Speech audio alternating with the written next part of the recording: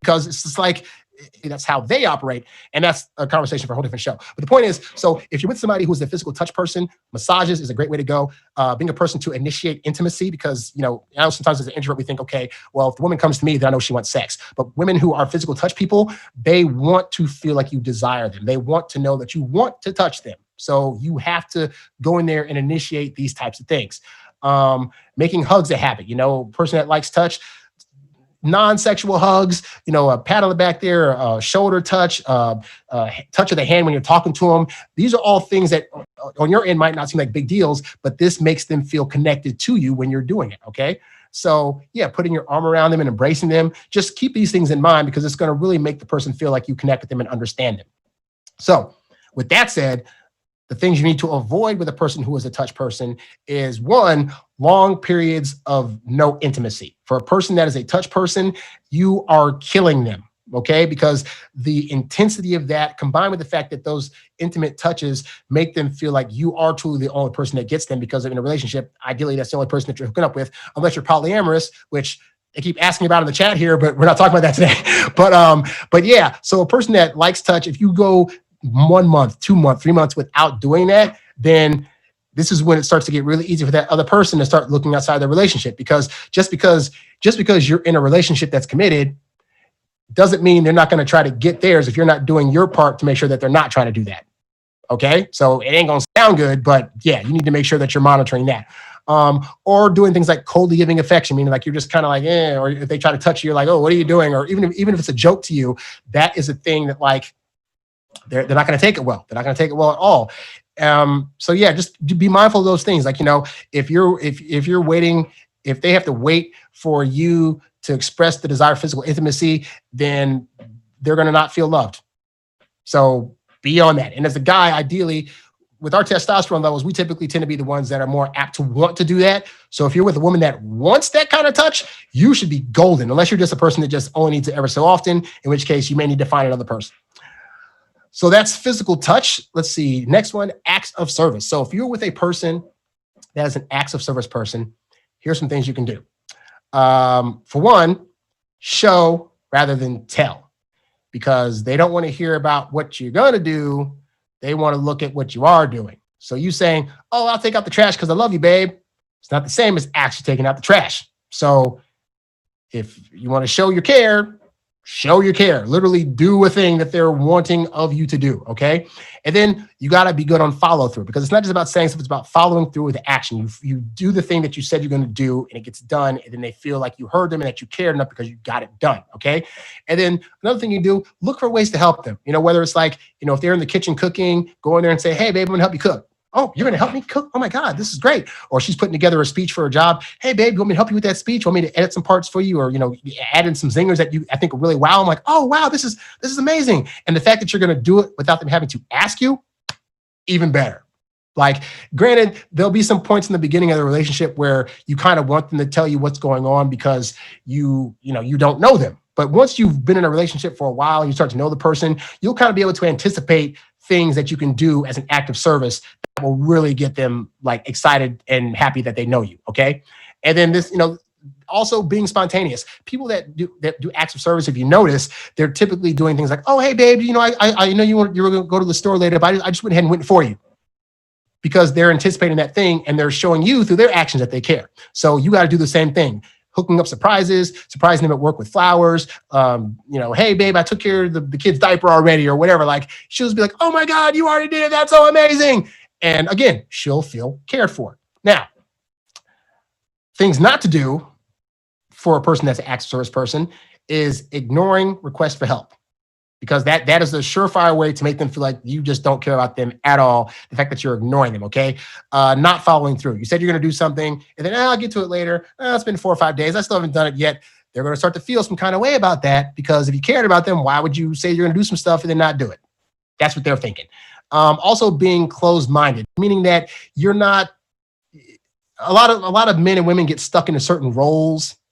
and they feel as though they can't break out of that role because it'll threaten their femininity or masculinity. So for a lot of guys, that's things like, oh, cooking and cleaning and vacuuming and, going to the store to buy tampons. Like, oh my God, that's all girly stuff. I wouldn't want to do that. Well, you can be that way, but you're going to probably lose your girl because she's not going to feel happy about that, especially because women on the balance scale typically sacrifice and do a lot more for guys. Traditionally, that doesn't mean guys don't do their part, but in terms of the regular day-to-day, in terms of it being an automatic process, they're typically better at that. So if you can be a guy that's on it and is not going to complain and is not going to be like, well, because I'm a guy that I can't do this thing, then you're going to be in a better position with her in terms of her emotions and her feelings for you. All right. And then the fifth thing is receiving gifts. So if you are with a person who best feels like they're being loved by way of receiving gifts, then this is some stuff you can do, okay? For one, be very, very thoughtful in your gift giving, okay?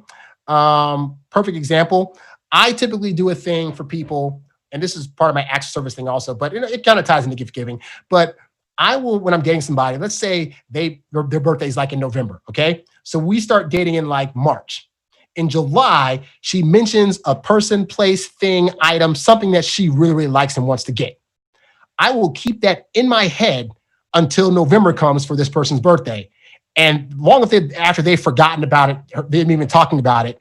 And I'll be like, I'll get you this gift. And I'll give it to them. And like, oh my God, how did you know? Oh, this is so, and I'll be like, yeah, that thing you said like back in July, like, oh my God, you like heard me, like this is where I really want it. And so, yeah, if you do that kind of stuff, man, let me tell you, for a person that receives gifts as a affection, they will think so highly of you and be so in love with you for being able to remember something that long and being able to get the right gift that really speaks to who they are as a person. It shows that you paid attention to them when they're talking, and it's so great.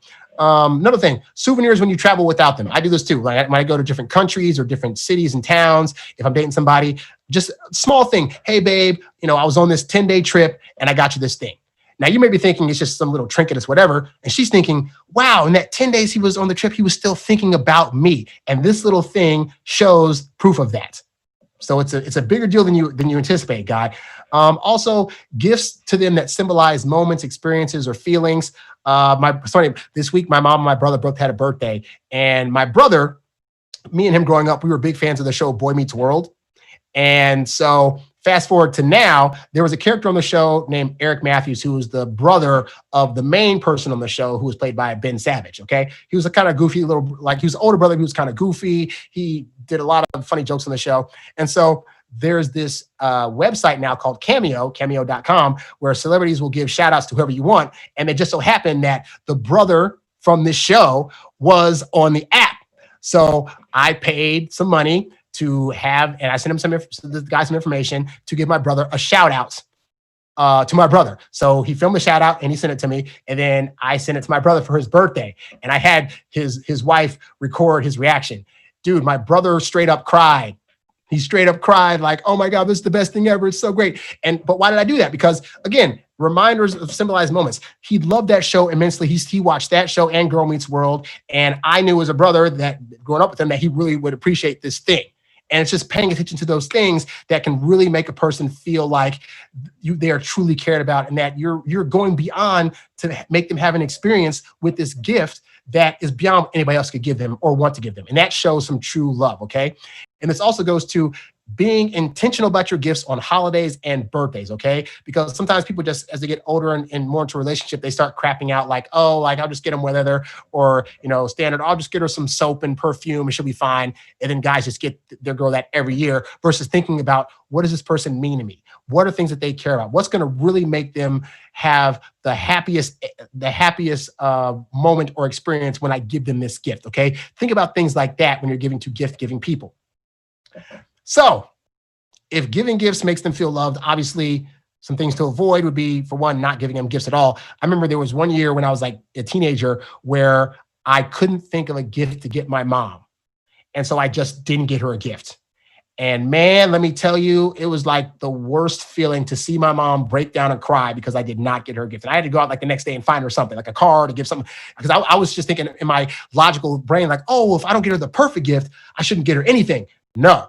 even if you don't think you're going to get something that's perfect, get something, okay? Because if you don't, it's going to be worse than if you didn't try at all, okay? Part of the act is just the fact that you even tried, okay? So keep that in mind as well. And keep in mind, gifts don't have to be about materialism, okay? Gifts are not about the cost of it or are not about the specific thing. It's about the act of it. It's about showing that you took time out of your day to think of this person in a way where this thing you thought could bring some kind of light to their day, all right? And so, yeah, that's pretty much it. So again, those love languages, again, words of affirmation, acts of service, receiving gifts, quality time, physical touch. Go to the number5 lovelanguages.com website and take the test and see what you are and see what your partner is. And then start having those conversations about, okay, so if you're an acts of service person, what does that mean for you? What are things that I could be doing to make you feel more loved by way of acts of service or by way of, quality time? Or how could I be giving better gifts? And what words could I be saying at times to make you feel like you're most desired? Those things are going to be very, very helpful for you in your relationship to get closer and to ideally keep that person around. Okay. Let me go to the chats real quick because I noticed there's been a lot of chats going on. I also love Boy Meets World. That was such a great show. It was such a great show. And I also watched Girl Meets World when it came out, and it didn't last as long as I wanted it to, but 60-something episodes are still great, but those shows are great. And, the main couple on that show, Corey and Topanga, I think that their love story is very idealized, meaning it's not necessarily the typical love story of how things were. And I think Corey's character at times can be very, very baggy and whiny, and that's a horrible example for people in terms of relationships. But it's a cute show, and it's the show that I typically enjoyed growing up, and I still occasionally watch from time to time. My brother's watching it again now that he's got this gift that I gave him. So there you go. So hopefully this helped you guys out. If you found this show to be of value to you, you can go to the website and also go to protestparty.tv, click on the tip jar tab, get some merchandise.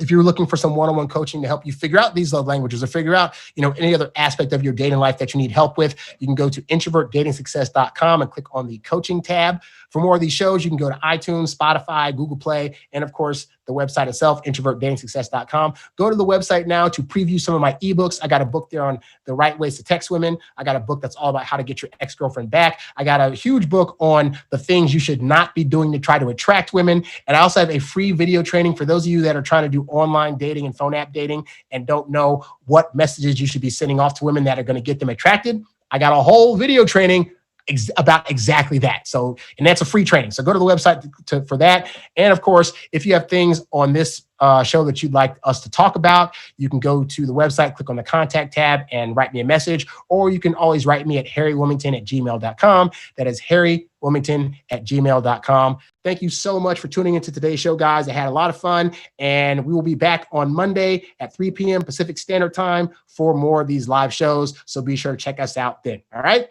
I'm Harry Wilmington, and I'll catch you guys on the next show. I'm out. Peace. Thanks for listening to the Introvert Dating Success Podcast. Visit us at introvertdatingsuccess.com for more great tips on attracting women using your natural introvert charm. Oh, yeah.